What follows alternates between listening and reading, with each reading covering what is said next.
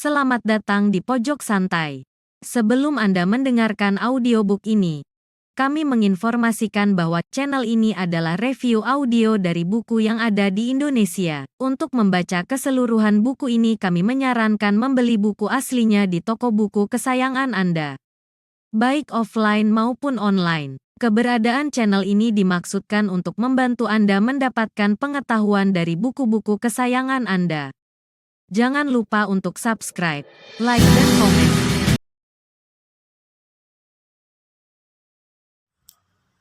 Selamat datang di Pojok Santai, channel khusus yang membahas komik dan novel dengan cara asik. Ni Ayu Tantri, kembang desa yang baru tumbuh dan tengah mekar-mekarnya. Anak dari Ikrambangan. Tiba-tiba saja didatangi seseorang dan hendak dilamar. Siapakah pelamar Ni Ayu Tantri? Yuk langsung saja simak video berikut ini.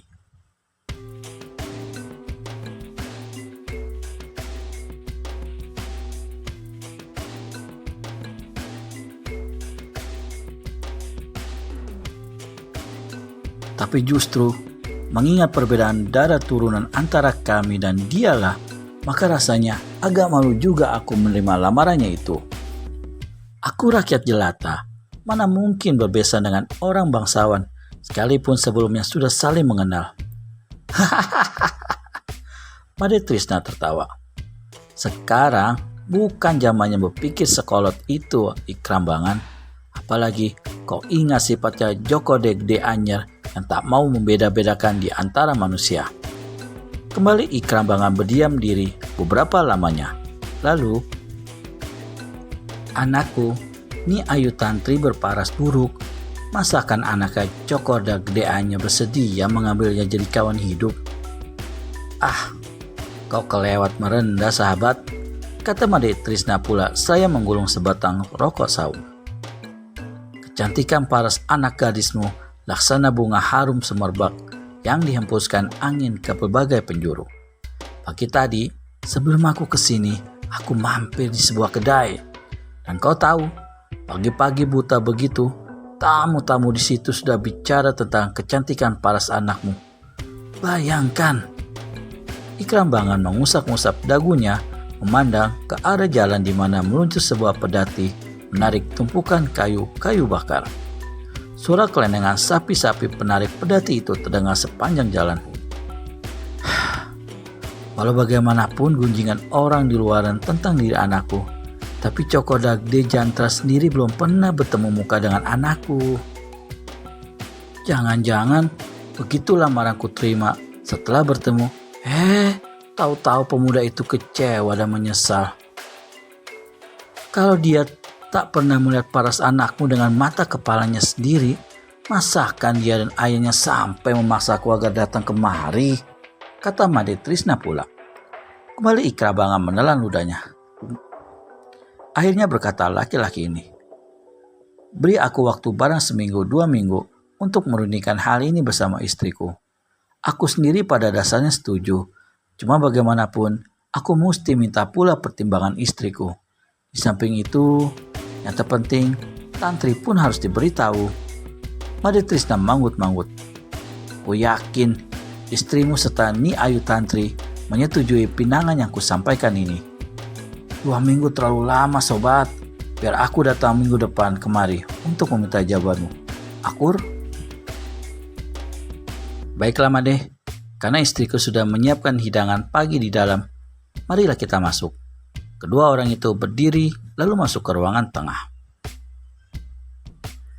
Seperti yang dikatakan Made Trisna, 1 minggu kemudian dia kembali ke Klungkung menemui Ikrambangan untuk meminta kabar atau jawaban mengenai pinangan yang disampaikannya tempo hari.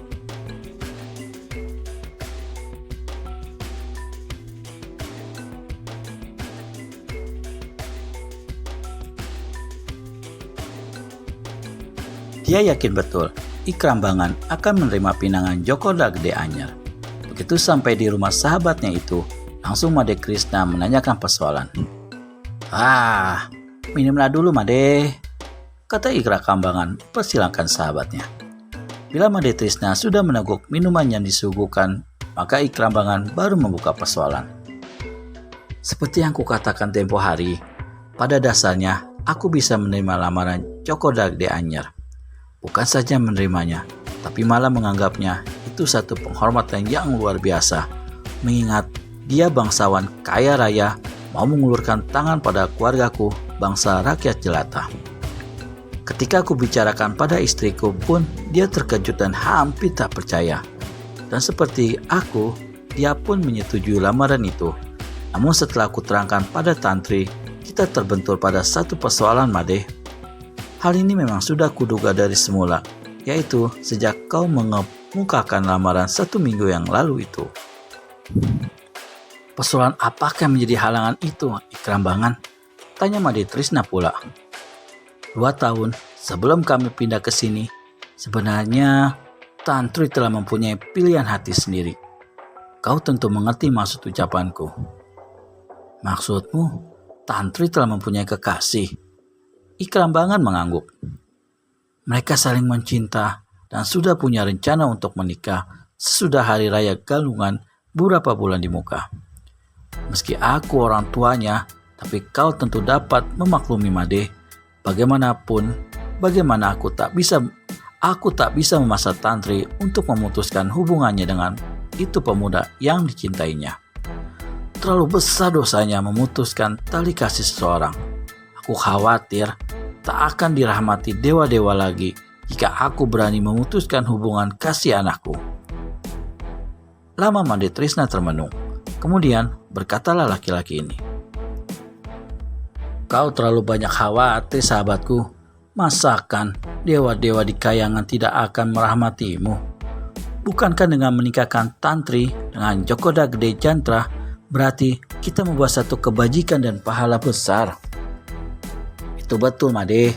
Tapi bagaimana dayaku untuk memutus hubungan Tantri dengan pemuda yang dikasihinya? Aku sebagai orang tua benar-benar tidak tega. Apakah kau sudah terangkan padanya bahwa yang melamar adalah Joko Dagde Anyar? Apakah kau terangkan pula orang yang bagaimana adanya bangsawan kaya raya itu? Iya, sudah, jawab Ikrambangan. Semuanya sudah. Bahkan kubujuk pula anak itu untuk mau menerima lamaran tersebut. Tapi sia-sia belaka, Made. Untuk kedua kalinya, Made Trisna termenung. Setelah saling berdiam diri beberapa lamanya kemudian, bertanyalah Made Trisna. Apakah kau tak melihat cara atau jalan lain agar Tantri menyetujui perjodohannya dengan Joko Dagde Jantra? Sudah kutempuh berbagai macam cara, Made. Agaknya memang suka melemburkan hati yang sudah diberikan pada seorang lain yang dikasihi. Kita harus maklum itu, karena kita pun pernah muda. Sebagai orang tua, apakah kau tidak merasa itu merupakan satu keingkaran? Menyatakan bagaimana anakmu tidak berbakti padamu? Ikrambangan menggigit bibirnya. Pertanyaan itu merupakan satu pukulan baginya, tapi dia tersenyum sewaktu menjawab. Meski aku orang tuanya, Made, tapi aku juga bisa melihat sampai batas-batas mana seorang tua bisa mencapai urusan pribadi anaknya. Penolakan yang dikemukakan Tantri bukan kuanggap sebagai satu keingkaran atau satu kenyataan bahwa dia tidak berbakti terhadapku. Kurasa siapa saja mempunyai hak untuk mengemukakan pendapatnya mengenai urusan pribadinya. Apalagi urusan menyangkut masa depan. Kukatakan aku dan istriku menyetujui lamaran Joko Dagde Anyar. Tapi kita mesti sadar pula bahwa bukan aku atau istriku atau kau atau juga Joko Dagde Anyar yang akan dijodohkan, dan dia akan menempuh satu hidup baru berumah tangga itu, tapi Tantri. Betul sekali, saut Made Trisna cepat-cepat karena kata-kata Ikrambangan itu mengejolakkan hatinya. Betul sekali apa yang kau katakan itu, sahabat. Tapi kita mesti pula menyadari dunia ini masih belum terbalik. Kita orang-orang tua mempunyai hak dan kewajiban untuk memelihara anak kita, dan kalau sudah besar membuat dia berbakti pada kita, mengikuti apa mau kita, karena niscaya orang tua itu tak ada yang berniat mencelakakan anaknya. Dunia masih belum terbalik sahabatku. Masakan kita orang-orang tua mesti mengikuti maunya anak kita? Justru anaklah yang harus patuh dan mengikuti kemauan orang tuanya. Aduh, menyesal sekali. Rupanya jalan pikiran kita sedikit berbeda, Made, kata Ikram Bangan. Bagaimanapun, aku tak merasa dunia ini telah terbalik hanya karena aku memberikan dia hak untuk menentukan kehidupan masa depan pada anakku. Dan aku juga menyadari bahwa memang bukan adat ataupun kebiasaan kita untuk berlaku seperti itu. Tapi kita harus disadari, Made, dunia kita di masa lalu tidak sama dengan dunia orang-orang sekarang.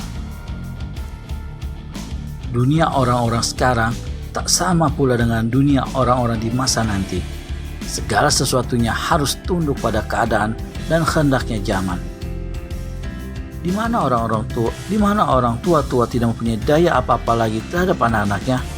Di mana anak-anak sanggup mengatur orang tuanya dan bukan orang tuanya mengatur diri mereka? Sungguh lucu jalan pikiranmu. Jika memang itu pendirianmu, memang sungguh berbeda jalan pikiran kita, sahabat. Dan adalah sangat disayangkan kalau kau sampai mau menolak lamaran Joko Gede Anyar. Kau tahu, Ikram Bangan, jika perjodohan ini jadi, kau sekeluarga akan dibuatkan sebuah rumah gedung dan disuruh pindah ke Denpasar. Tentang kehidupan masa tuamu, tak perlu memikirkan. Kau hanya ongkang-ongkang kaki saja, karena semua keperluan dijamin oleh Joko Gede Anyar. Tentang anakmu, apa pesan yang dimaksud Joko Gede Anyar terputus? Temukan jawabannya di video selanjutnya hanya di channel Pojok Santai. Subscribe dan tekan tombol lonceng untuk mendapat notifikasi video terbaru dari kami. Terima kasih dan sampai bertemu kembali.